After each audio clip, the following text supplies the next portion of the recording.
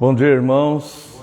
Vamos à convocação ao nosso culto e, para tanto, convido os amados irmãos para a leitura do Salmo 46.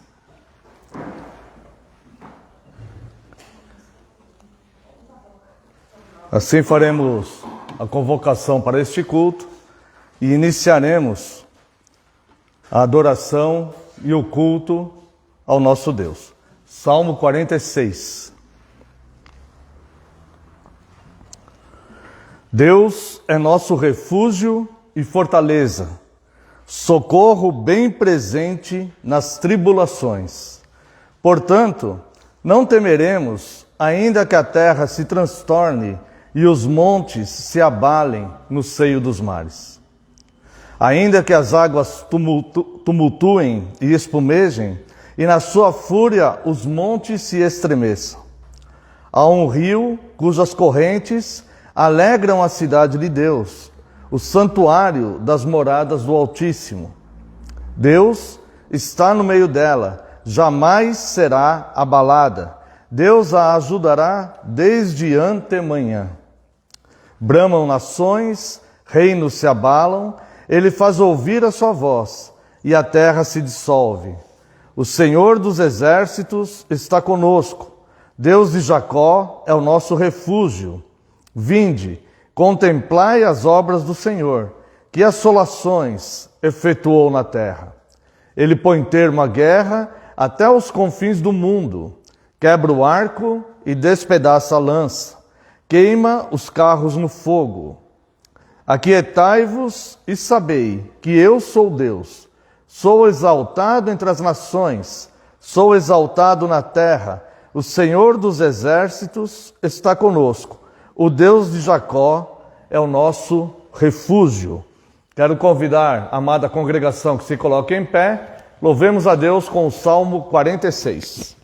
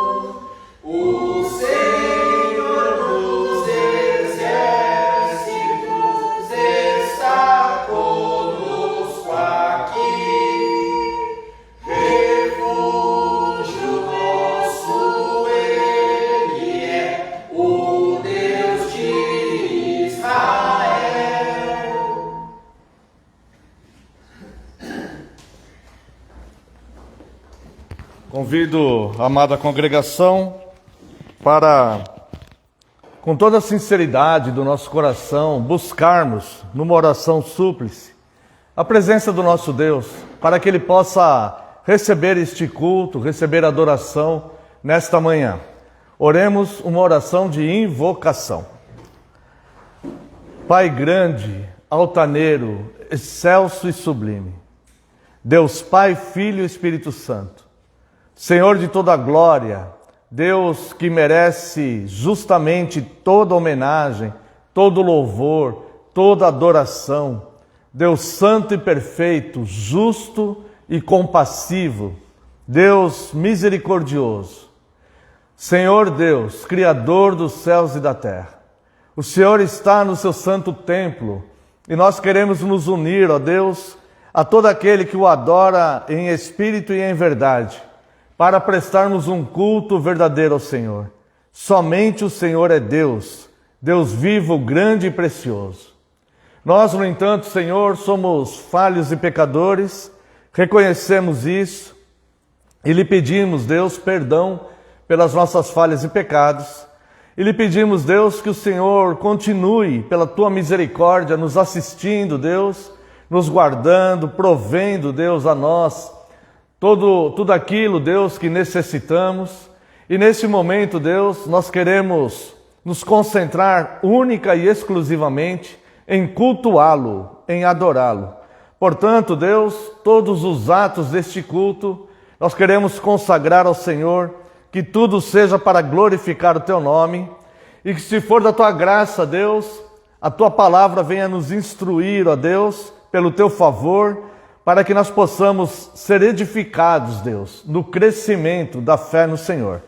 Muito obrigado pelo Seu amor dispensado a nós. Receba este culto e toda adoração no nome santo e poderoso de Jesus Cristo, Seu Filho amado. Amém, Senhor, e glórias a Ti. Quero convidar a amada congregação para o voto da nossa segurança. Amada Igreja do Senhor Jesus Cristo, onde está o nosso socorro? O nosso socorro está em nome do Senhor, Criador dos céus e da terra.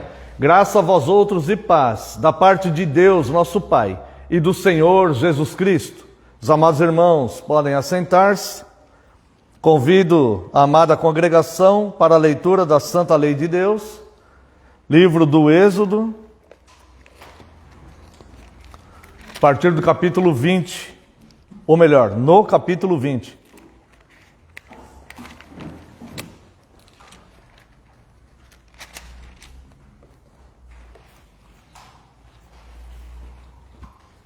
Êxodo 20. A partir do verso 1. Então falou Deus todas estas palavras: Eu sou o Senhor teu Deus, que te tirei da terra do Egito, da casa da servidão. Não terás outros deuses diante de mim. Não farás para ti imagem de escultura, nem semelhança alguma do que há em cima nos céus, nem embaixo na terra, nem nas águas debaixo da terra. Não as adorarás, nem lhes darás culto, porque eu sou o Senhor teu Deus, Deus zeloso, que visita a iniquidade dos pais nos filhos, até a 3ª e 4ª geração daqueles que me aborrecem. E faço misericórdia até 1000 gerações daqueles que me amam e guardam os meus mandamentos. Não tomarás o nome do Senhor teu Deus em vão, porque o Senhor não terá por inocente o que tomar o seu nome em vão. Lembra-te do dia de sábado para o santificar. 6 dias trabalharás e farás toda a tua obra. Mas o 7º dia é o sábado do Senhor teu Deus. Não farás nenhum trabalho, nem tu, nem o teu filho, nem a tua filha, nem o teu servo, nem a tua serva, nem o teu animal, nem o forasteiro das tuas portas para dentro. Porque em 6 dias fez o Senhor os céus e a terra, o mar e tudo o que neles há. E ao 7º dia descansou. Por isso o Senhor abençoou o dia de sábado e o santificou. Honra teu pai e tua mãe, para que se prolonguem os teus dias na terra que o Senhor teu Deus te dá. Não matarás, não adulterarás, não furtarás, não dirás falso testemunho contra o teu próximo. Não cobiçarás a casa do teu próximo, não cobiçarás a mulher do teu próximo, nem o seu servo, nem a sua serva, nem o seu boi, nem o seu jumento, nem coisa alguma que pertença ao teu próximo.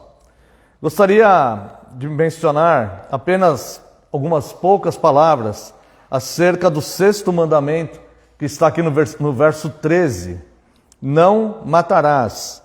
Obviamente, este mandamento, em primeiro plano, se refere ao homicídio, a não tirar a vida de uma outra pessoa, a vida física, né? De uma outra pessoa. Também o mandamento, ele se expande e se refere também ao suicídio, né? Nós também não temos direito de tirar a nossa própria vida, porque nós não pertencemos a nós mesmos, nós pertencemos a Deus. Mas este mandamento, embora ele pareça pequeno aqui na lista do Código Moral de Deus, perfeito, né? Dos 10 mandamentos que o Senhor Deus nos deu, ele é bastante profundo e ele tem muitos desdobramentos. E o não matarás, ele vai muito além do que simplesmente tirar a vida de alguém. Obviamente, o pecado mais grave é o homicídio mesmo. Mas esse mandamento, ele vai muito além disso. E eu quero mencionar com os irmãos um cuidado para que nós não matemos o ânimo, a disposição, o amor das pessoas, principalmente pela obra de Deus. Cuidado para que nós não matemos todo aquele brilho no olhar, aquela chama que arde no coração do cristão. Nós devemos sempre lembrar o começo da nossa caminhada cristã, quando nós sentimos pela primeira vez aquela paz, uma paz muito grande. E também sentimos um desejo de fazer tudo, de cooperar com tudo, de ajudar em tudo. Pois é este sentimento que nós tivemos no começo que nós devemos nutrir. Nós vemos que muitas pessoas, elas vão, parece que esfriando na fé, elas continuam muitas vezes congregando, mas já não participam mais dos trabalhos, já não estão mais frequentes nos outros trabalhos, não contribuem de outra forma, não dedicam amor, não se esforçam para que a igreja venha a crescer, alcançar mais pessoas, não se dedicam à obra de Deus.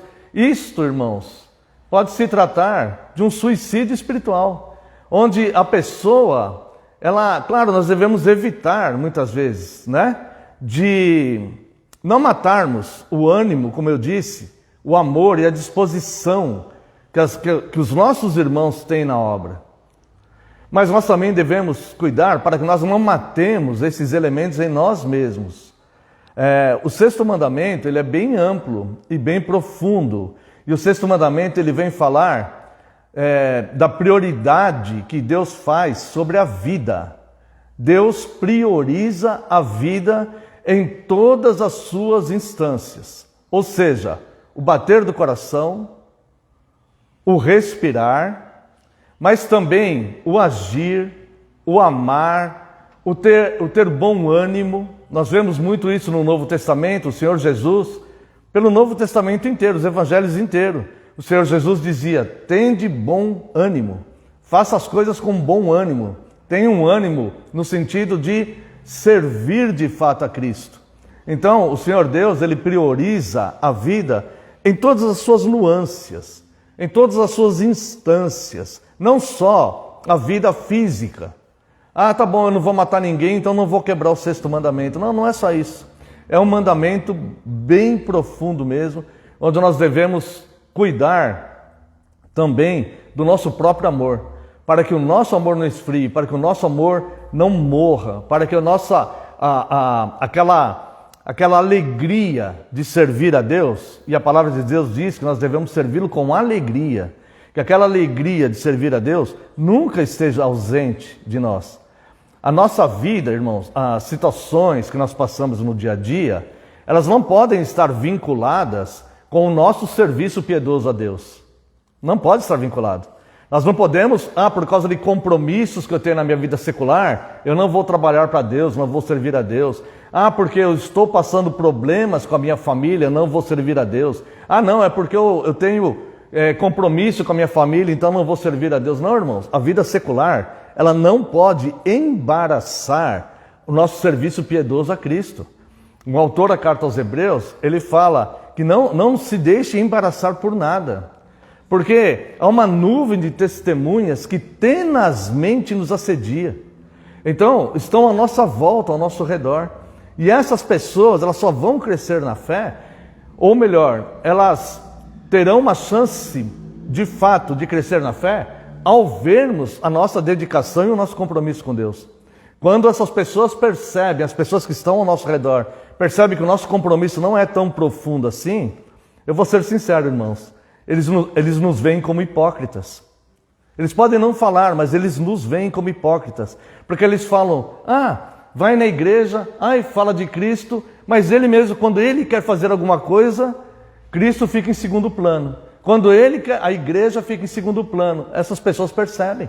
Por que percebem? Porque eles nos olham. E por que eles nos olham? Porque nós somos luz do mundo, irmãos. Nós somos chamados para sermos luz do mundo. Então, muito cuidado com o 6º mandamento. Não mate o amor, o ânimo, o incentivo que as pessoas têm em servir a Deus. Mas também não mate esses elementos dentro de você, como eu também tenho que lutar por isso, para não matar esses sentimentos dentro de mim, para que nós possamos sempre nos renovar com todo amor e servir ao Senhor com alegria, porque Deus já nos salvou, Ele já nos escolheu, estamos salvos, né? Agora, Ele não nos levou para o céu ainda por um motivo, porque nós temos coisas a fazer aqui, nós temos que servi-lo aqui, nós temos uma responsabilidade sobre nós, que é cuidarmos e edificarmos a Igreja de Cristo aqui nessa cidade, onde estamos inseridos, e os demais irmãos nos seus locais, onde estão inseridos ali, né? Os que moram em outras cidades, em outros estados, né? Em outros países. Então, nós somos chamados para servir a Deus. Então, eu quero convidar os irmãos que tenham uma atenção especial com o 6º mandamento. Não matarás. Não mate. Não mate. A alegria, o ânimo e o incentivo de trabalhar para o Senhor. Não mate esses elementos em si mesmo e não mate também nos demais. Quero convidar a amada congregação para uma oração de confissão. Nesse momento será oportuno para confessarmos, caso tenhamos algum pecado ainda não confessado, e também que nós possamos refletir sobre isso. Senhor, eu tenho matado o dom que o Senhor me deu, eu tenho apagado ele dentro de mim, eu tenho rejeitado esse dom, eu tenho encoberto esse dom. E o amor e a alegria, o incentivo de trabalhar para o Senhor, eu estou tentando matar dentro de mim com a minha inatividade. Me perdoe por isso. Peça perdão a Deus e priorize a Deus. Olha, e eu vou te falar uma coisa. Não vai ser por isso que eu vou falar, não vai ser por isso que você deve fazer isso. Você deve fazer isso por amor e gratidão a Deus. Mas eu vou falar, se você fizer isso, você vai ver um Deus galardoador, que sabe reconhecer os seus filhos e que sabe presentear os seus filhos. Coloque Deus em primeiro lugar, tá? O serviço piedoso em primeiro lugar. Não mate isso em você. E veja o que Deus fará. Vamos a uma oração de confissão. Os irmãos orarão silenciosamente. Eu orarei em voz audível.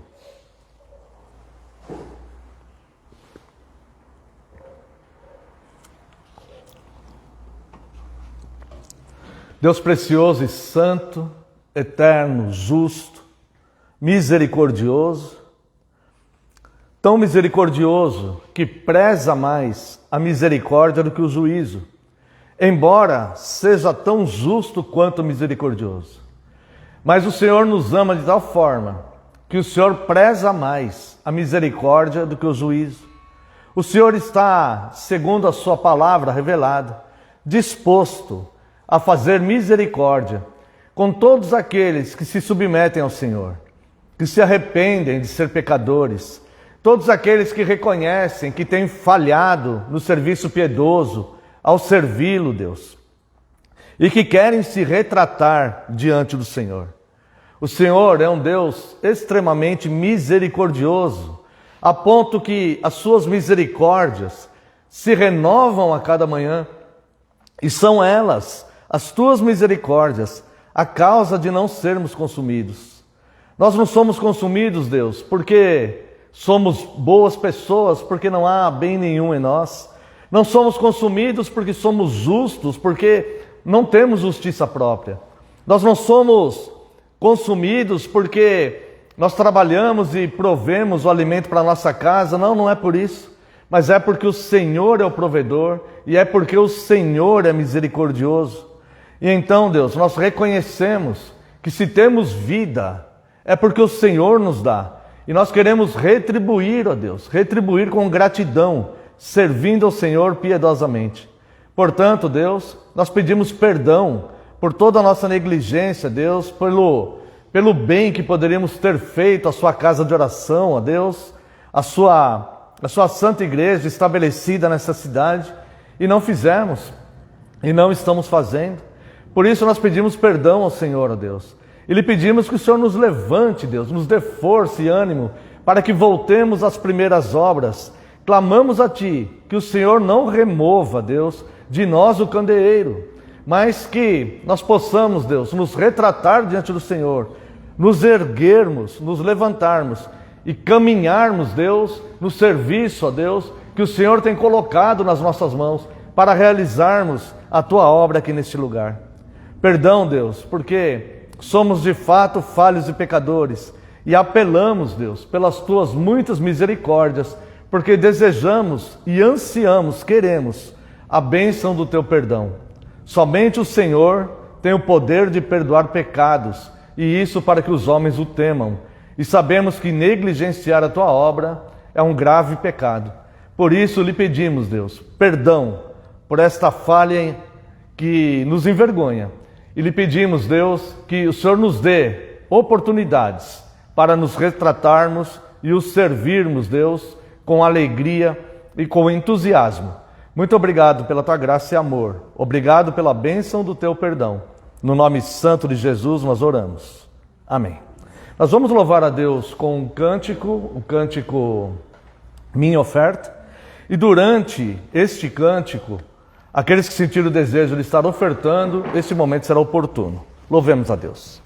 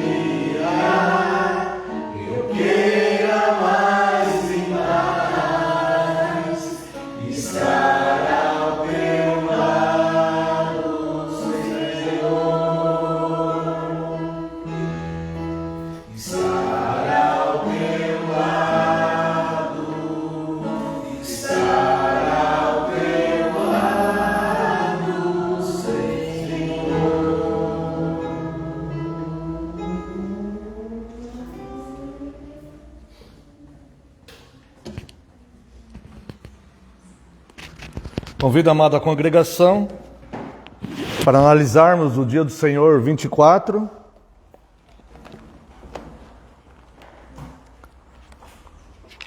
Estaremos, assim, terminando a nossa análise através do catecismo sobre o credo apostólico. Dia do Senhor 24, são 3 perguntas.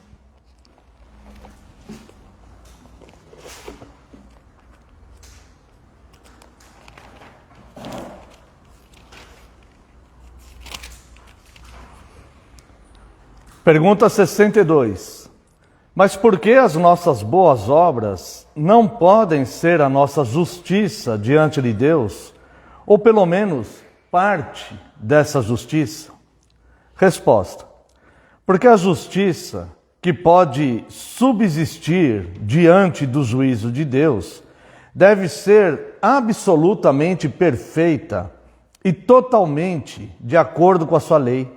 Entretanto, até mesmo as nossas melhores obras nesta vida são todas imperfeitas e contaminadas com o pecado. Irmãos, existe um sério problema que parece estar no consciente, no inconsciente dos cristãos em países que tiveram muita influência da Igreja Católica Romana, como é o caso do Brasil. A Igreja Católica Romana, ela reconhece uma salvação pelas obras. No livro apócrifo de Tobias, que se encontra no Antigo Testamento da Bíblia Católica Romana, é ensinado claramente a salvação por obras, né? E outros elementos, de salvação também através de outras ações, outros elementos. E isso acaba ficando meio que no inconsciente das pessoas. E as pessoas acham então que porque pecaram em alguma coisa, ela deve fazer alguma coisa boa para alguém para receber o perdão e não se perder eternamente. Bom, nós devemos fazer o bem para os demais sempre, independente se pecamos ou não pecamos. O fazer o bem não tem nada a ver com o nosso pecado. Nós devemos fazer o bem às pessoas. Agora, perdão de pecados não pode ser relacionado a boas obras, porque não há nenhum elemento que seja em nós tão justo que Deus considere isto para nos perdoar pecados. Olha a resposta da pergunta 62. Porque a justiça de Deus que pode subsistir, porque a justiça que pode subsistir diante do juízo de Deus deve ser absolutamente perfeita e totalmente de acordo com a sua lei. Entretanto, até mesmo as nossas melhores obras nesta vida são todas imperfeitas e contaminadas com o pecado. Foi por isso que foi necessário Cristo, porque somente Cristo consegue cumprir totalmente a lei e trazer obras de justiça que satisfaçam a Deus. As nossas obras de justiça, elas não satisfazem a Deus. Nós fazemos as obras de justiça, as boas obras, por gratidão a Deus e porque é o nosso dever. Mas nós somos imperfeitos. Então, quando Deus nos olha, Ele vê os méritos de Cristo em nós, como falamos ontem no estudo que estamos fazendo. Então nós devemos tomar cuidado, irmãos, para nós não deixarmos, esses antigos rudimentos que muitas vezes aprendemos, da religião romana, interferir em nós. Uma das muitas doutrinas e desvios que os reformadores corrigiram no século XVI foi esse. A questão das boas obras, justificação por obras. Isso foi corrigido no século XVI pelos reformadores. E nós foi quando a igreja voltou totalmente à Bíblia Sagrada. E nós vemos então que a justificação é somente por Cristo, não pelas obras, porque as nossas obras são imperfeitas. Então, irmãos, façamos o bem, mas não motivados para termos perdão de pecados. Não por isso, porque somente o sangue de Cristo, isso é blasfêmia e heresia. Somente o sangue de Cristo nos perdoa de todos os pecados, o sangue puro que Ele derramou. Agora, façamos o bem a todos, independente de quem seja, de dia, de noite, independente das situações. Que possamos ser pessoas, de fato, que fazem o bem. Mas entendendo isso, não somos salvos por isso, e sim pelo sangue de Cristo. É uma sutileza, mas existe uma heresia por trás dessa sutileza. Pergunta 63. Se as nossas obras não merecem nada, por que Deus promete recompensá-las nesta vida e na vida futura? Resposta. Essa recompensa não é por mérito nosso, mas é um dom da graça. Irmãos, essa recompensa não é pelo nosso merecimento para fazer algo, mas é pela bondade de Deus, que Deus é galardoador. Deus gosta de presentear, de cuidar bem do seu povo. Então Deus auxilia o seu povo. Deus, Ele dá dons. Dons são dádivas, são presentes, coisas úteis a nós que nós não tínhamos e recebemos totalmente graciosamente de Deus. É como assim, você está precisando de alguma coisa que você não tem, e alguém que te ama te dá de presente aquilo. Ela vai falar, olha, eu quero te dar um presente. Você não pediu, você não pagou por aquilo, você talvez até nem merecesse receber aquilo daquela pessoa, ou não esperasse, e aquela pessoa vai e te dá aquele presente, que é algo que é útil para você. É assim que Deus nos recompensa. Não pelos méritos, porque Deus reconheceu que nós estamos sendo pessoas muito boas e vai nos premiar. Não, Deus nos recompensa por amor. Agora, Deus reconhece o nosso coração voltado para fazer o certo. Isso sim, um coração quebrantado diante de Deus, Ele não rejeita. Deus reconhece quando estamos arrependidos dos nossos pecados e quando temos um coração voltado para fazer a coisa certa, quando queremos, de fato, fazer as coisas certas diante de Deus e diante dos homens. Pergunta 64. Esse ensinamento não torna as pessoas descuidadas e ímpias? Bem, os irmãos, não sei se os irmãos já ouviram, eu já ouvi isso a vida inteira. Não, mas se a pessoa é eleita, se é Deus que abençoa, se é Deus que dá os dons sem a pessoa merecer nada, se Deus vai salvar a pessoa sem a pessoa ter uma boa obra, sem fazer nada, então eu posso ficar pecando, posso viver desordenadamente?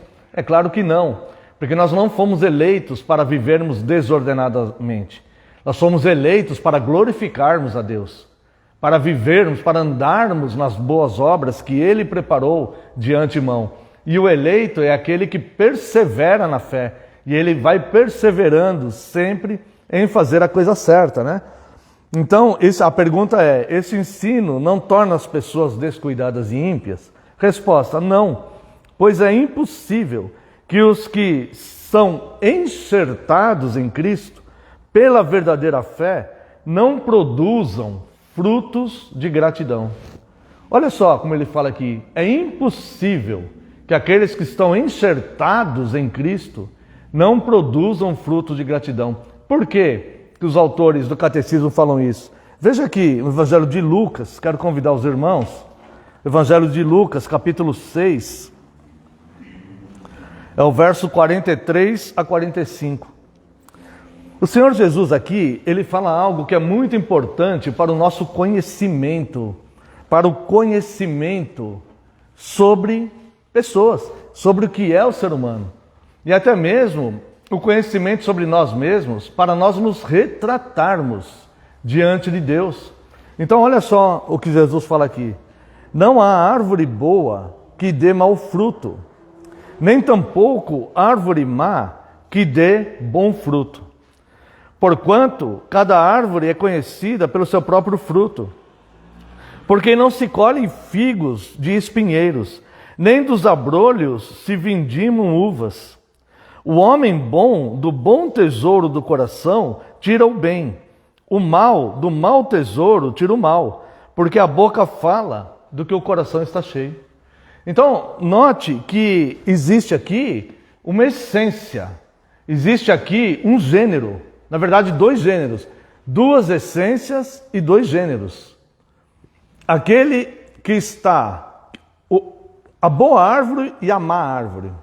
Então, quando nós fomos enxertados na videira, é que lá em João 15, o Senhor Jesus ele fala, eu sou a videira verdadeira, né? E meu pai é o agricultor. Cada galho estando em mim, eu limpo para que produza frutos e tal. Então, se nós fomos enxertados na videira, nós não podemos produzir os maus frutos. E é por isso que Cristo fala, quando ele se refere aos falsos mestres, ele fala, pelos frutos os reconhecereis. Então, não é pelo que a pessoa fala, pelo que a pessoa faz, mas é pelos frutos das suas atitudes. Olha só, 45, o homem bom, do bom tesouro do coração tira o bem. Este homem bom, do bom tesouro do coração, tira o bem, é um homem que não vai te abandonar quando você precisa dele. É aquele que não vai tratar a igreja de Cristo como se essa igreja fosse o botequim da esquina. É aquele que vai ter uma responsabilidade de ação com as pessoas. Então, ele vai ser assim porque esta é a essência da onde ele está enxertado, que é Cristo. Então, esta pessoa que está enxertada em Cristo, ela vai errar, ela vai pecar, porque ela tem a sua natureza humana. Os erros vão acontecer, infelizmente. Mas ele não vai ter aquela falha ética que tem os que possuem, os que fazem parte da má árvore. Então nós devemos olhar com muito zelo e com muito cuidado para cada um de nós. Cada um de nós, eu devo olhar para mim. Quando nós ouvimos o Evangelho, irmãos, nós não devemos pensar nunca assim, isso aqui é para outra pessoa, isso aqui é para... Não, nós devemos sempre pensar, isso é para mim. Sempre o Evangelho, né? Porque é só assim que a gente vai se retratando. Então o Senhor Jesus, ele vai dizer aqui, ó, não há árvore boa que dê mau fruto, nem tampouco árvore má que dê bom fruto. E os autores do catecismo, eles dizem aqui, a pergunta é, esse ensinamento não torna as pessoas descuidadas e ímpias? Não tem como você mudar a essência. Ou a pessoa é, ou ela não é. Ou ela é descuidada e ímpia, ou ela é uma pessoa piedosa. Não tem como você mudar a essência da pessoa. Somente Cristo pode mudar a essência da pessoa. Qualquer pessoa pode mudar, pode sair daquele sentimento, daquela essência ímpia, de árvore que dá maus frutos, para ser enxertado na videira. Qualquer pessoa pode fazer isso. Agora você, nós, a igreja, as pessoas, nós não temos como mudar a essência das pessoas. Então aqui diz, esse ensinamento não torna as pessoas descuidadas e ímpias? Não, pois é impossível que os que são enxertados em Cristo, pela verdadeira fé, não produzam frutos de gratidão. Esses frutos de gratidão é o reconhecimento por Deus. O reconhecimento que eu sou servo e eu vou fazer o que o meu mestre me colocou para fazer. Esse reconhecimento de amar as pessoas, amar e não abençoar e não maldizer. Se teu inimigo tiver fome e sede, dê-lhe água e comida. Sede misericordioso com as pessoas. Tem a essência que é a essência de Cristo. Já basta as nossas falhas individuais que nós vamos ter na caminhada, sem dúvida. Mas a essência é imutável. A essência não muda. Somente o próprio Deus pode mudar a essência. Então, irmãos, nós devemos com toda a sinceridade do mundo, porque o assunto é sério, nós devemos olhar para nós mesmos e olhar e falar assim, olha, a minha essência não está sendo produzir bons frutos. Não está sendo. Eu preciso ser enxertado na videira. Eu vou te contar uma coisa aqui, que a videira faz, né? Eu sou a videira verdadeira e meu pai é o agricultor. Convido os irmãos para João 15.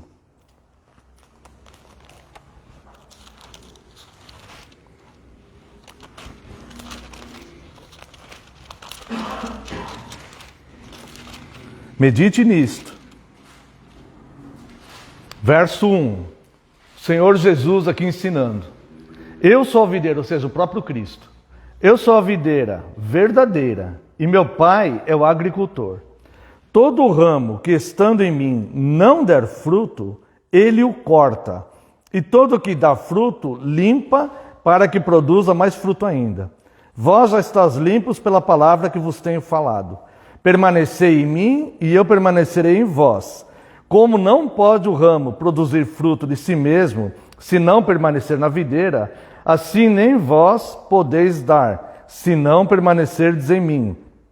Eu sou a videira, vós os ramos. Quem permanece em mim e eu nele, esse dá muito fruto, porque sem mim nada podeis fazer.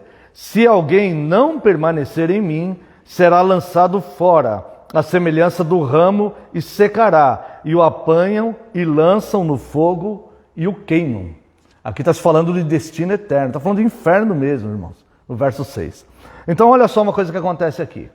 Cristo é a videira e o Pai é agricultor. Todo ramo que estando nele não der fruto, o Pai o corta. O que quer dizer isso? Será que em algum momento da minha vida eu estive na videira e depois eu simplesmente parei de dar frutos? Porque se isso estiver acontecendo comigo, o que o Senhor Jesus diz aqui é que o Pai vai me cortar e vai me lançar fora. E meu destino será o versículo 6, serei queimado. Não sou melhor do que os demais. Então eu tenho que fazer uma autoanálise. Agora, se eu percebi isso aqui, todo ramo que estando em mim não der fruto, ele o corta e lança fora. Se eu perceber isso em mim, eu tenho que clamar a ele. Falar, Senhor, me enxerta novamente na videira. Reconheço, Deus, que o Senhor é justo, pois eu não estava dando frutos. E a sua palavra me alerta disso. Isso aqui está escrito há mais de 2000 anos, irmãos. Antes da gente nascer, né? Eu acredito que ninguém aqui tem mais de 2000 anos, né? Então, olha só, se nós percebermos que nós não estamos dando frutos, ou já fomos cortados ou ele vai cortar. Então, nós devemos clamar a ele. Clamar. Se essa palavra aqui nos alcançar, é um bom sinal. Então nós devemos clamar a ele e dizer, Senhor, me enxerta novamente na videira. Me enxerta na videira, por favor. Esse é meu pedido. E lutarmos, né?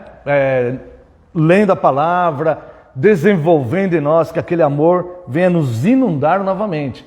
Mas é ele que vai operar isso, tá? Agora, vós já estás limpos, né? Agora, seguindo o verso 2. E todo o que dá fruto, limpa para que produza mais fruto ainda. Vós já estáis limpos pela palavra que vos tenho falado. O que limpa é a palavra. É a palavra de Cristo. Não a palavra dos homens, não a palavra do pastor, não a minha palavra, a minha opinião, o que eu acho que eu deixo de achar, não isso. Mas a palavra de Cristo. A palavra de Cristo, é essa que limpa. Às vezes dói para limpar. Mas é necessário passar pela limpeza. É necessário. Então, tem que ouvir. Tem que ouvir a palavra para se corrigir, para perceber que pode ser cortado ou já está cortado e clamar a ele que enxerte de novo na videira. Isso tem que ouvir. Mas só que não é a palavra do pastor, é a palavra de Cristo que limpa. Vós já está limpo para a palavra. Então são duas situações. A árvore boa produz fruto bom porque está enxertada em Cristo. Então a essência não vai poder mudar. E a árvore mal, ela não vai produzir fruto bom, ela vai produzir frutos maus. Se nós não estamos produzindo fruto, ou Deus cortou ou vai cortar. Então é aquele alerta. Senhor, me enxerta novamente na videira. Me enxerta na videira, por favor. Porque o versículo 6, ele não está aqui casualmente, né? Então ele fala, me enxerta. Então nós devemos falar para Deus, Senhor, pelas tuas misericórdias, me enxerta novamente na videira. Eu preciso ser limpo pela sua palavra, para que eu produza frutos, tá? Essa é a razão da nossa fé. Assim termina o ensino do catecismo sobre o credo apostólico, com um dever que temos, né? Olharmos para nós mesmos e falarmos, eu quero a essência de Cristo enxertado na videira, para que eu possa produzir bons frutos. E que o Senhor Deus abençoe a porção dessa palavra. Quero convidar a Santa e Amada Igreja de Cristo para louvarmos a Deus com o Salmo 117.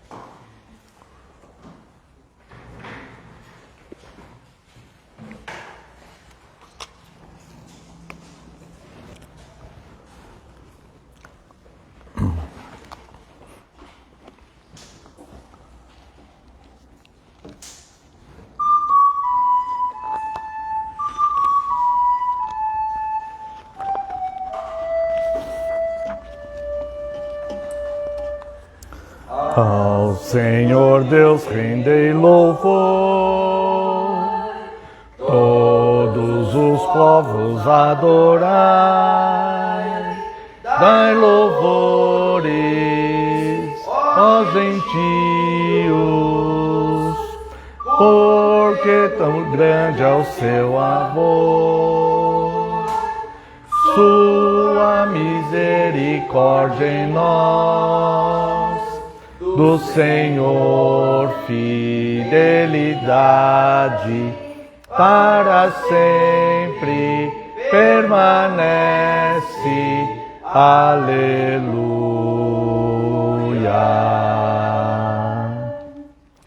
Convido a amada congregação para a leitura do livro de Juízes, capítulo 11.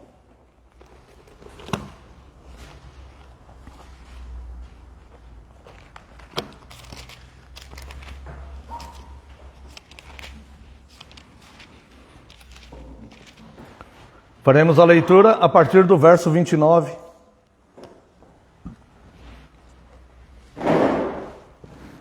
Juízes 11, todos acharam? Então o Espírito do Senhor veio sobre Jefité, e atravessando este por Gileade e Manassés, passou até Mispa de Gileade, e de Mispa de Gileade passou para os filhos de Amon. Fez Jefté um voto ao Senhor e disse: se com efeito me entregares os filhos de Amon nas minhas mãos, quem primeiro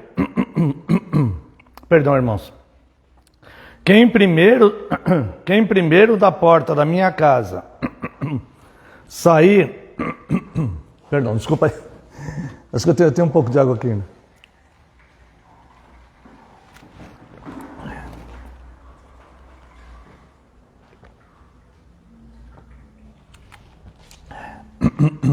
A voz do ministro não pode falhar, né? Os cabelos podem cair, agora a voz não pode falhar, não. Desculpa, irmãos.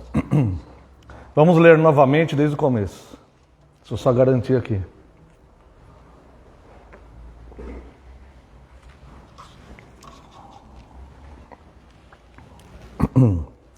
Verso 29. Então o Espírito do Senhor veio sobre Jefité, e atravessando este por Gileade de Manassés, passou até Mispa de Gileade, e de Mispa de Gileade passou contra os filhos de Amon. Fez Jefité um voto ao Senhor e disse: se com efeito me entregares os filhos de Amon nas minhas mãos, quem primeiro da porta da minha casa me sair ao encontro, voltando eu vitorioso dos filhos de Amon, esse será do Senhor. Eu o oferecerei em holocausto. Assim Jefité foi de encontro aos filhos de Amon, a combater contra eles, e o Senhor os entregou nas mãos de Jefité. Estes o derrotou desde Aroer até as proximidades de Minite, 20 cidades ao todo, e até Abel-Queramim, e foi muito grande a derrota. Assim foram subjugados os filhos de Amon diante dos filhos de Israel. Vindo, pois, Jefité a Mispa, a sua casa, saiu-lhe a filha ao seu encontro, com adufes e com danças, e era ela filha única, não tinha ele outro filho nem filha. Quando a viu, rasgou as suas vestes e disse: ah, filha minha, tu me prostras por completo, tu passastes a ser a causa da minha calamidade, porquanto fiz voto ao Senhor e não tornarei atrás. E ela lhe disse: pai meu, fizeste voto ao Senhor, faze, pois, de mim segundo o teu voto, pois o Senhor te vingou dos teus inimigos, os filhos de Amon. Disse mais a seu pai: concede-me isto, deixe-me ir por 2 meses, para que eu vá e desça pelos montes e chore a minha virgindade, eu e as minhas companheiras. Consentiu ele: vai, e deixou-a ir por 2 meses. Então ela se foi com as suas companheiras e chorou a sua virgindade pelos montes. Ao fim dos 2 meses, tornou ela para o seu pai. o qual lhe fez segundo o voto por ele proferido. Assim ela jamais foi possuída por varão. Daqui veio o costume em Israel, de as filhas de Israel saírem por 4 dias, de ano em ano, a cantar em memória da filha de Jefité, o Gileadita.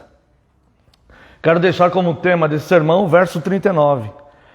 Ao fim dos 2 meses, tornou ela para o seu pai, o qual lhe fez, segundo o voto por ele proferido. Assim, ela jamais foi possuída por varão. Daqui veio o costume em Israel. Vamos orar. Pai eterno e santo, graças te damos, Senhor.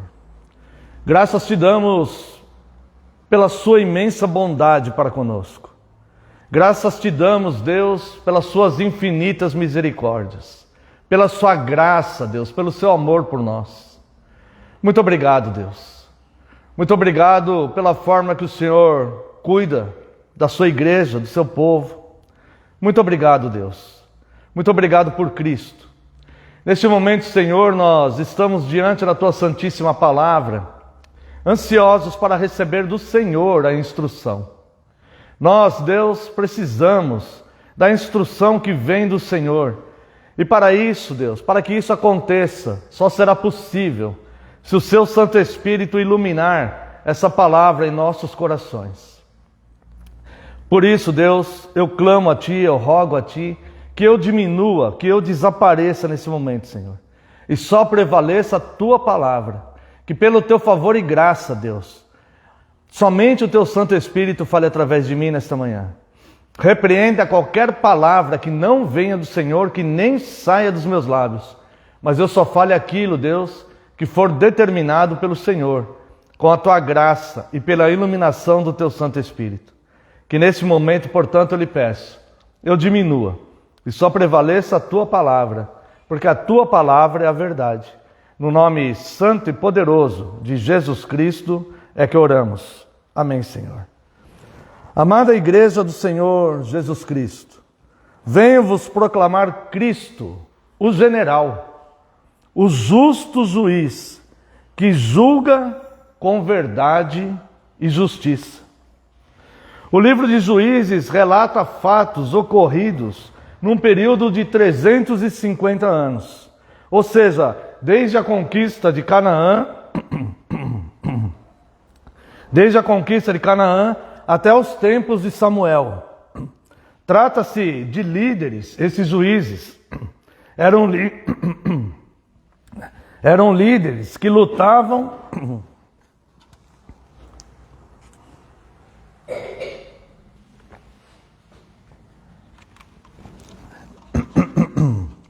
Perdão de novo, irmãos. Dificilmente eu fico assim, não sei o que está acontecendo aqui com a minha garganta. Esses líderes que são chamados de juízes, eles também eram considerados chamados de libertadores, tá? Trata-se de líderes que lutavam para libertar Israel de vários povos opressores, como cananeus, amorreus, moabitas, amonitas. Obrigado, irmão. Deus abençoe. Amonitas. Obrigado. Deus abençoe.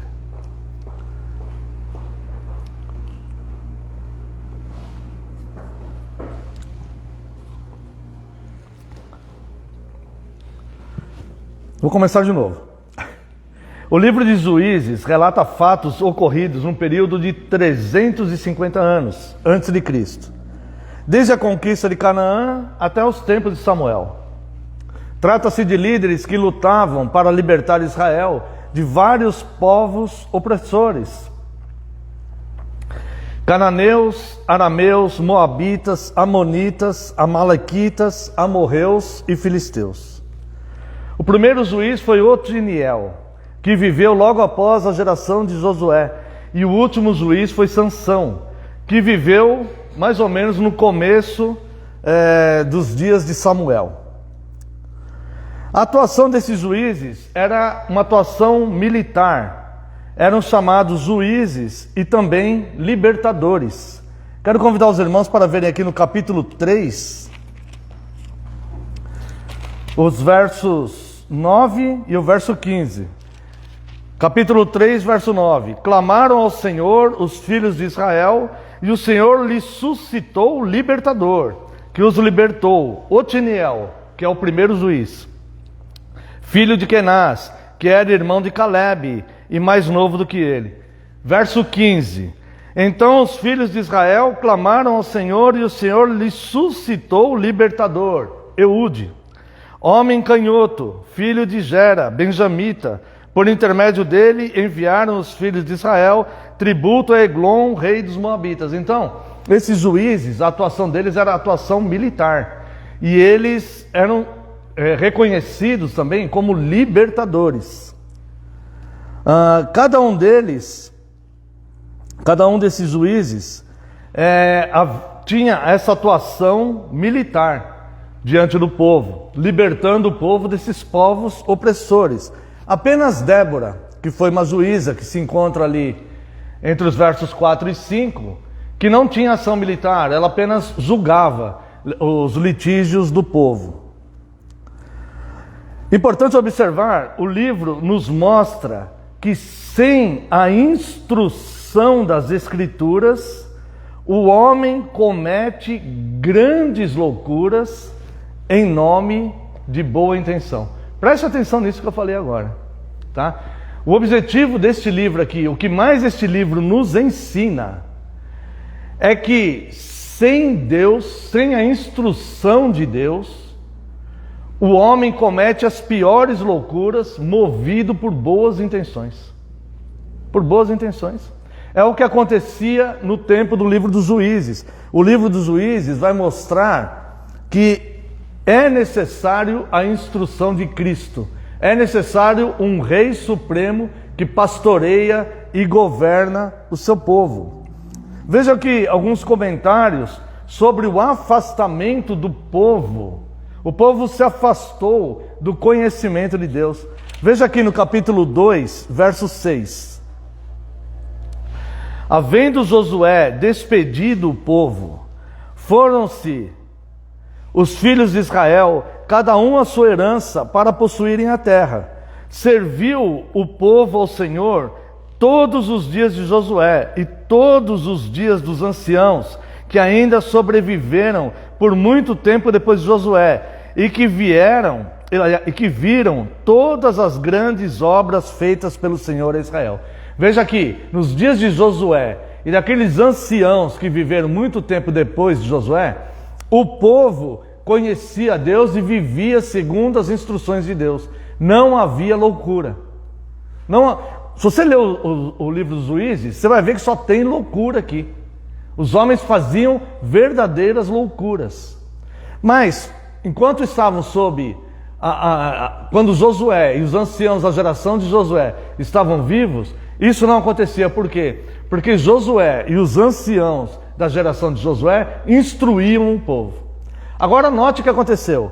Verso 8. Faleceu Josué, filho de Num, servo do Senhor, com a idade de 110 anos. Sepultaram-no no limite da sua herança, em Timate-Herês, na região montanhosa de Efraim, ao norte do monte Gaás. Foi também congregada a seus pais toda aquela geração, ou seja, aquela geração também morreu, aqueles anciãos também passaram. E a outra geração, após ele, se levantou, que não conhecia o Senhor, nem tampouco as obras que fizera a Israel. Então fizeram os filhos de Israel o que era mal perante o Senhor, pois serviram a Balaíns.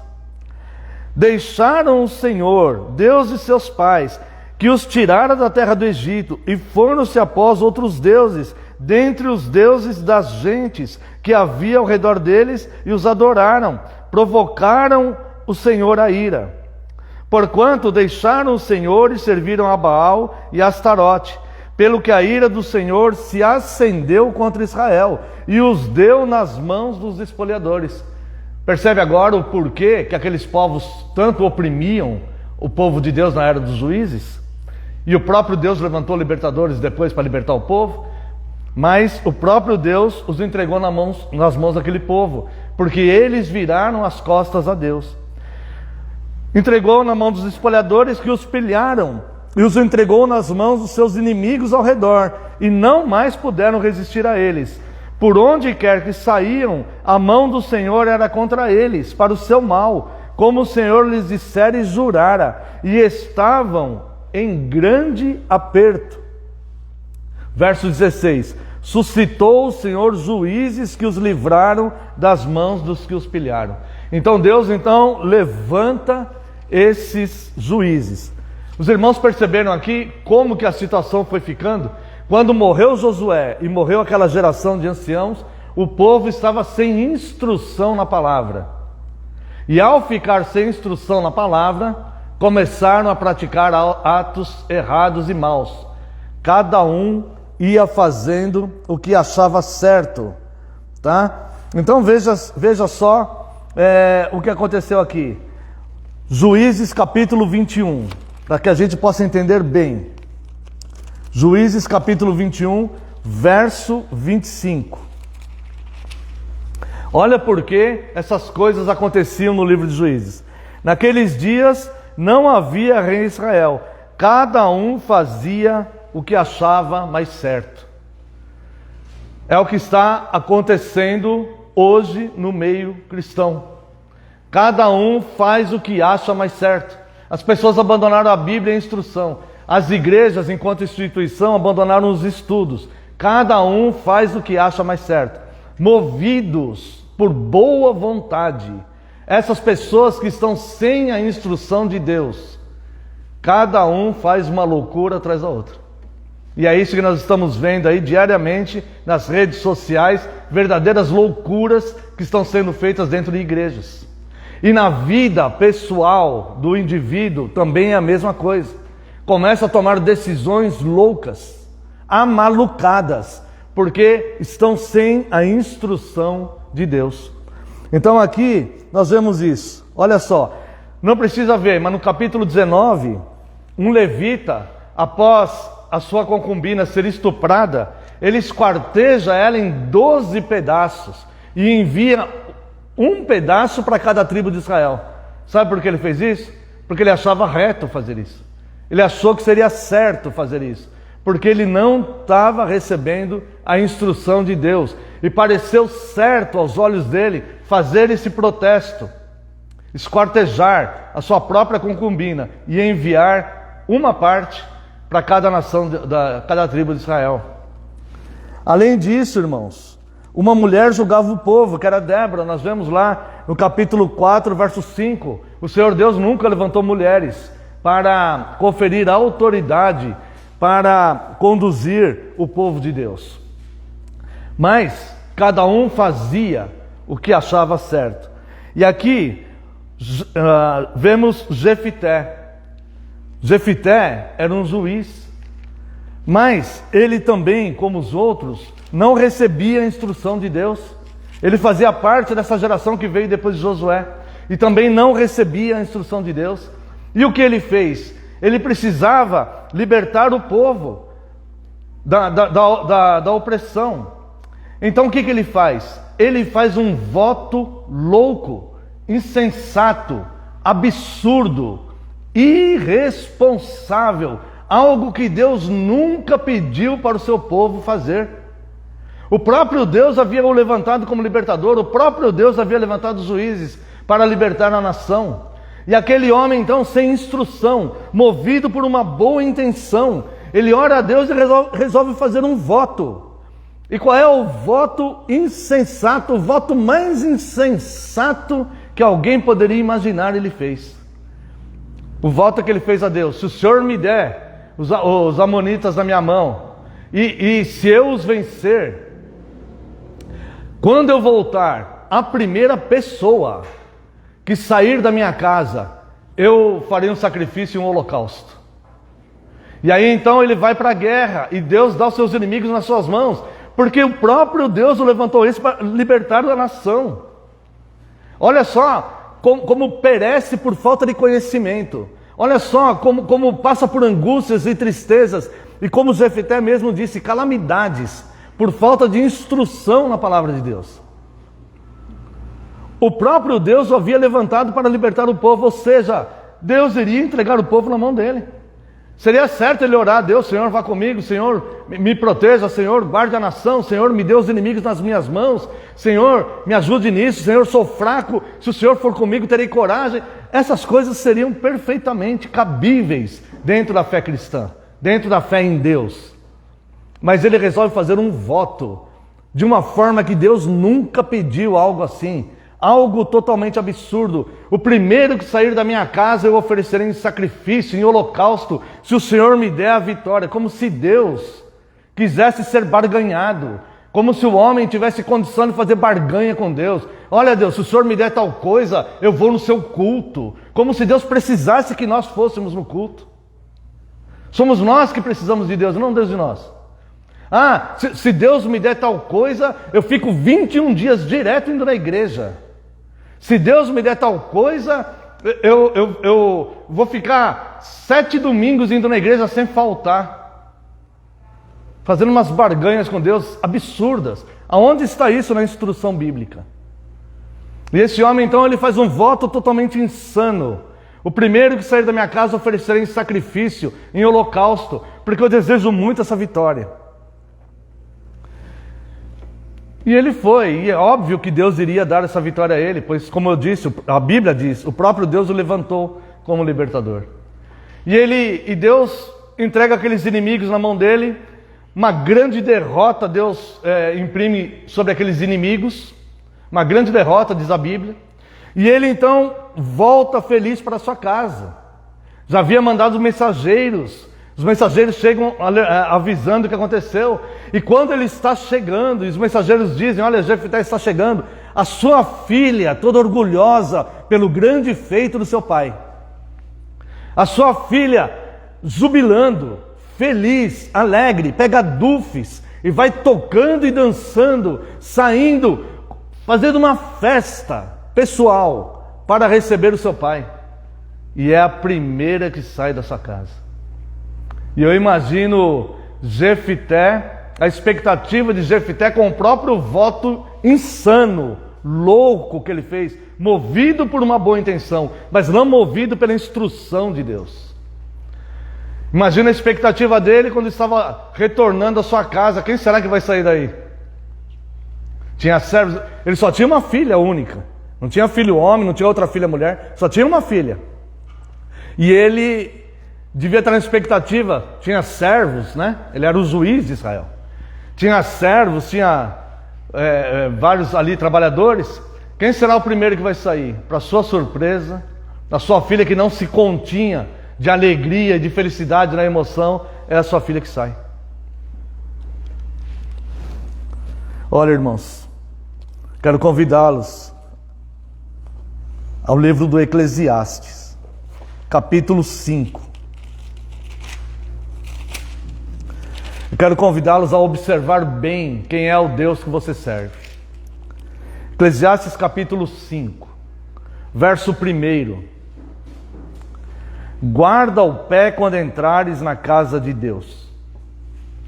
Guarda o teu pé quando entrares na casa de Deus. Venha para o culto com temor no coração. Venha para o culto pensando somente em cultuar a Deus.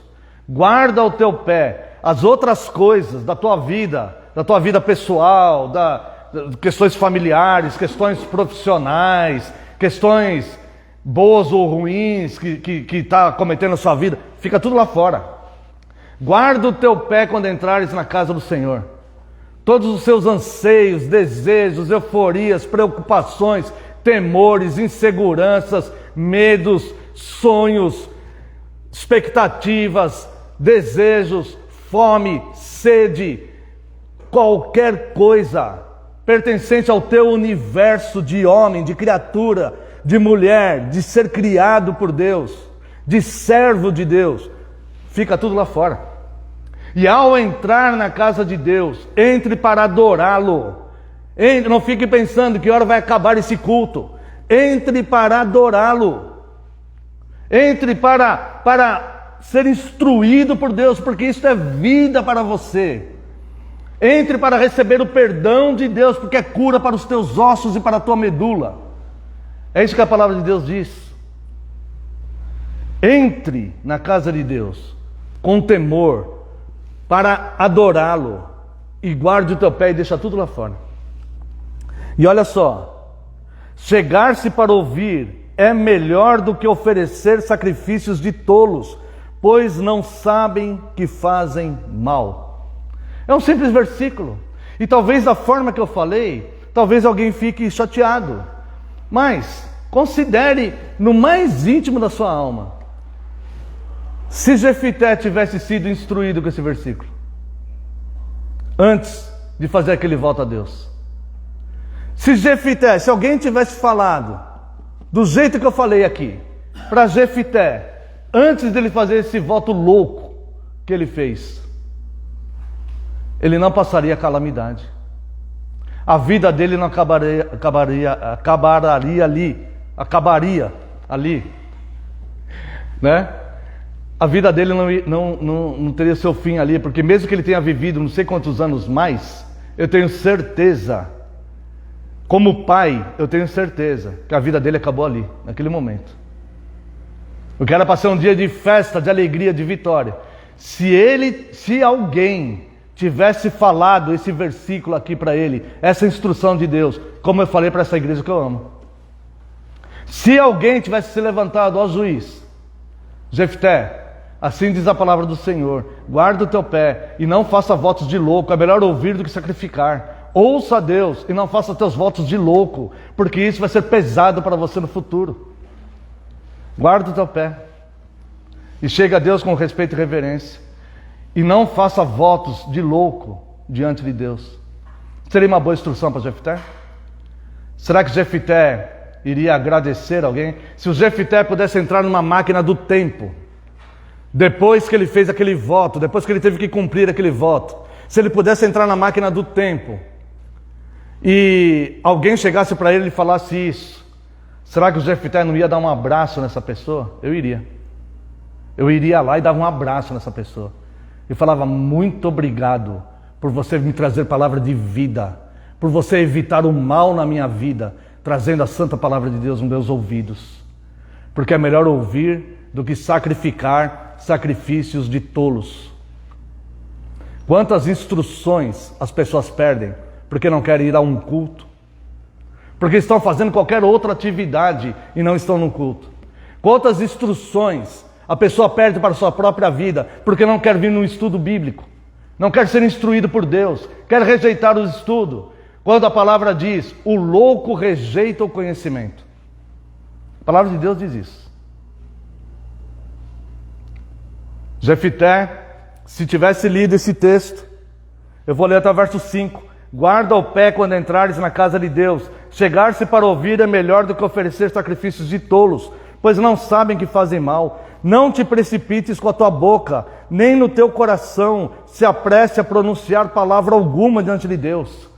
Porque Deus está nos céus e tu na terra. Portanto, sejam poucas as tuas palavras, porque dos muitos trabalhos vêm os sonhos, e do muito falar, palavras nécias. Nécia tem dois significados nos dicionários mais antigos. Um é tolice, a outra é absurdo. Absurdo. 4. Quando a Deus fizer algum voto, não tardes em cumpri-lo, porque não se agrada de tolos. Cumpre o voto que fazes. Melhor é que não votes do que votes e não cumpras. Ah, se o Jefté tivesse ouvido essa instrução. Ah, se alguém chegasse com a palavra de Deus e instruísse o Jefté. Não cometas essa loucura, não faça votos precipitados, votos de tolo. Guarda o teu pé quando estiver diante de Deus. Tenha poucas palavras diante de Deus, porque Deus está no céu e você na terra. Confia nele, pede para ele o que você precisa, com respeito e reverência, mas não faça votos precipitados, nécios, absurdos e loucos, porque eles custam caro. E para Jefté custou muito caro. E eu não gosto nem de pensar, mas de fato custou muito caro. Além do voto louco, há o voto indevido também. Quero convidar os irmãos aqui em Atos dos Apóstolos, capítulo 8. Verso 17.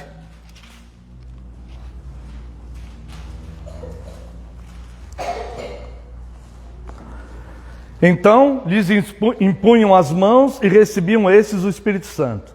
Vendo, porém, Simão, que pelo fato de imporem os apóstolos as mãos, era concedido o Espírito Santo, ofereceu-lhes dinheiro, propondo: concedei-me também a mim esse poder, para que aquele que sobre mim, quem eu impuser as mãos, receba o Espírito Santo. Pedro, porém, lhe respondeu: o teu dinheiro seja contigo para a tua perdição, pois julgastes adquirir por meio de Deus, por meio dele, o dom de Deus. Não tens parte, nem sorte nesse ministério. Quantas pessoas estão fazendo voto com Deus? Olha, Deus, eu vou dar dinheiro para o Senhor me abençoar. Quantas pessoas estão fazendo isso? A igreja precisa de dinheiro, irmãos, é lógico que precisa. A igreja precisa de um lugar melhor, a igreja precisa comprar cesta básica, a igreja precisa atender as pessoas, a igreja precisa de dinheiro, mas esse dinheiro tem que ser uma oferta de amor, uma oferta de fazer contribuir com o reino físico aqui, que os homens estão fazendo e não conseguem fazer direito. A igreja precisa desses recursos, mas não comprar bênçãos de Deus. Irmãos, temor, guarde os pés. Tem pessoas que vão dentro de uma igreja para levar uma oferta para Deus, para que Deus o abençoe financeiramente, para que se tornem empresários, para que se tornem famosos, para que tenham grandes conquistas materiais. Esse é um voto insensato, é um voto blasfemo, é um voto profano, porque estão querendo comprar de Deus o que Deus pode dar generosamente, se Deus assim decidir dar. Por isso que Pedro fala: seja para a tua perdição esse dinheiro. E ainda existem outros tipos de votos, irmãos. O voto que não entende que Deus não precisa de nada dos homens. Veja aqui em Atos capítulo 17, quando o apóstolo Paulo, ele está pregando no Areópago, em Atenas. Atos 17, verso 24. Diz aqui: o Deus que fez o mundo e tudo que nele existe, sendo ele Senhor dos céus e da terra, não habita em santuários feitos por mãos humanas, nem é servido por mãos humanas, como se de alguma coisa precisasse. Pois ele mesmo é quem a todos dá vida, respiração e tudo mais. De um só fez toda a raça humana para habitar sobre a face da terra, havendo fixado os tempos previamente estabelecidos e os limites da sua habitação, para buscarem a Deus, se porventura tateando possam achar, bem que não está longe de cada um de nós, pois nele vivemos e nos movemos e existimos, como algum dos vossos poetas tem dito, porque dele também somos geração. Sendo, pois, geração de Deus, não devemos pensar que a divindade é semelhante ao ouro, prata ou pedra, trabalhados pela arte da imaginação do homem. Ora, não levou Deus em conta os tempos da ignorância. Agora, porém, notifica aos homens que todos, em toda parte, se arrependam. Porquanto estabeleceu um dia em que há de julgar o mundo com justiça, por meio de um varão que destinou e acreditou diante de todos, ressuscitando-o dos mortos. Deus não precisa ser servido por mãos humanas. Ele não é servido por mãos humanas como se alguma coisa dele precisasse. Ao contrário, é Ele que fornece a vida e tudo mais. A vida, a respiração e tudo mais. Então, irmãos, não façamos votos de louco. E o Jefité, ele fez um voto de louco. Para nós já irmos para o final, eu quero voltar lá em Juízes, por favor, irmãos. No capítulo 11 do livro dos Juízes.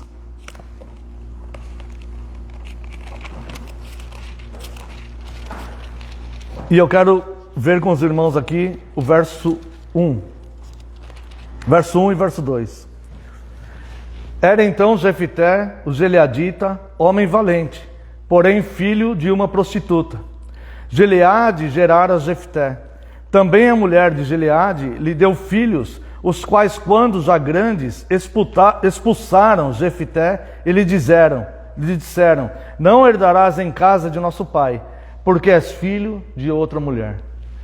Jefité havia tido uma lição no seu passado, uma lição humana. Ele era filho de uma prostituta. E os outros irmãos, que eram filhos legítimos da mulher de Gileade, os irmãos de Jefté, o expulsaram da casa e falaram: você não vai ter herança conosco, porque você é filho da mulher prostituta, você não é filho da nossa mãe, e você não vai ter herança conosco. E Jefté então se viu privado da sua família, privado do seu pai, da mulher do seu pai, que certamente foi a mulher que o criou, que o recebeu e o criou, e também dos seus irmãos de sangue. Ele foi privado de tudo isso. E ele teve uma única filha. E por desejar muito uma coisa, ele fez um voto de louco, que lhe saiu muito caro. Um homem que já havia sido abandonado pela própria família, tinha uma filha somente da sua herança, uma filha. E agora ele se viu obrigado a sacrificar a própria filha, porque ele resolveu um dia dar um tiro no escuro e fazer um voto sem ao menos saber, um voto totalmente irresponsável. Quem que vai sair de lá? E para a gente terminar, é possível fazer voto a Deus, né? No Antigo Testamento, alguns faziam voto de Nazireu, que era uma consagração a Deus: não tocar em cadáver, não comer nada, nem beber nada que venha da uva, não beber bebida forte, raspar a cabeça, não deixar, aliás, deixar o cabelo comprido, não raspar a cabeça. Esse era o voto de Nazireu. Agora, no Novo Testamento também tem votos. Pessoas que fazem voto de celibato, por exemplo, para servir a Deus, resolvem nunca se casar para irem servir a Deus. Esses votos não são obrigados a fazer, mas se fizerem esses votos, tem que cumprir. Agora, os votos insanos, esses são de fato loucura. Agora veja aqui, Jefté fez esse voto. Veja aqui o verso 39. Ao fim de 2 meses, tornou ela para o seu pai, o qual lhe fez segundo o voto por ele proferido. Assim ela jamais foi possuída por varão. Daqui veio o costume em Israel, de as filhas de Israel saírem por 4 dias, de ano em ano, a cantar em memória da filha de Jefté, o gileadita. Bom, alguns teólogos, você vai encontrar alguns teólogos aí, que vão dizer que Jefté não sacrificou a menina, apenas a proibiu de casar e ela ficou virgem o resto da vida, porque o texto aqui diz que ela não conheceu varão. Isso não é verdade, porque o texto está dizendo que ele fez conforme havia prometido. E são muitos teólogos que falam que ele não sacrificou. Aliás, a vontade da gente, embora isso aqui tenha passado milhares de anos, é que ele de fato não tenha sacrificado. Mas ele sacrificou, porque ele fez esse voto a Deus e sacrificou. Agora olha só, Deus nunca pediu sacrifício humano. Agora olha só, a fim de 2 meses tornou ela para seu pai, o qual lhe fez segundo o voto por ele proferido. Lhe fez isso. Ele sacrificou ela. Este voto esses teólogos estão errados, eu vou dizer por quê. Porque esse voto aqui não era voto de celibato, era voto de sacrifício. Então, se ele tivesse feito um voto de celibato, o primeiro que sair da minha casa vai ser celibatário, alguma coisa assim, que ele tinha autoridade sobre a casa. Não, ele fez um voto de holocausto, de sacrifício. Então, esse voto foi feito. Então, irmãos, eu quero concluir essa pequena mensagem chamando a atenção que o livro de Juízes, ele aponta a necessidade de Cristo e da instrução da palavra. A necessidade de Cristo e da instrução da palavra. Também o perigo de se fazer votos. Por mais que você queira uma coisa, evite fazer votos com Deus. Evite fazer votos com Deus. Porque quando queremos muito uma coisa, ficamos cegos para outras coisas e para outras possibilidades. Então não faça votos com Deus. Apenas ore a Deus e peça a Ele o que você precisa, né? E eu quero terminar dizendo que o livro aponta a necessidade de um rei sobre Israel. Isso aponta para Cristo, fiel e eterno sobre o seu povo, o rei fiel e eterno sobre o seu povo, e seu reinado que nunca terá fim. O justo juiz, o grande general, que vem vencendo e para vencer. O livro dos juízes nos faz ver a necessidade que temos do Rei Supremo, que é Cristo, governando, conduzindo e pastoreando. E eu quero fazer uma sugestão para você. Quando você tiver ou muito pressionado pelas coisas da vida, com temores, ou desejando muito alguma coisa, em vez de fazer votos, aceite o convite de Cristo. Em Mateus 11, 28 a 30, que diz: vinde a mim, todos os que estão cansados e sobrecarregados, e eu vos aliviarei. Olha como que é o convite, presta atenção como é o convite. Tomai sobre vós o meu jugo, aprendei de mim. É assim o convite, para aliviar o que está sobrecarregado. Tome sobre vós o meu jugo. Tira o peso que está sobre você e pega o meu. Esse jugo é mais leve do que o peso que está sobre você. Tomai sobre vós o meu jugo e aprendei de mim, porque sou manso e humilde de coração. E a promessa para aqueles que recebem, para aqueles que aceitam o convite: e achareis descanso para a vossa alma. Não faça votos precipitados, nem votos loucos. O Rei Supremo, que governa e pastoreia com amor e que nos instrui, ele diz: vinde a mim, todos os que estão cansados e sobrecarregados. Não importa o que está acontecendo com você. Talvez a situação que você está vivendo, aos teus olhos, seja impossível. Impossível. Vinde a mim, todos os que estão cansados e sobrecarregados. Há um Rei universal governando aqui, e que sabe instruir, e que sabe o que está falando. Vem e aprende de mim. Não faça votos de loucos. Porque, como Jefté, né? Jefté fez um voto de louco, e o preço lhe foi muito caro. Quero convidar os irmãos para, como resposta a esse sermão, Salmo 116.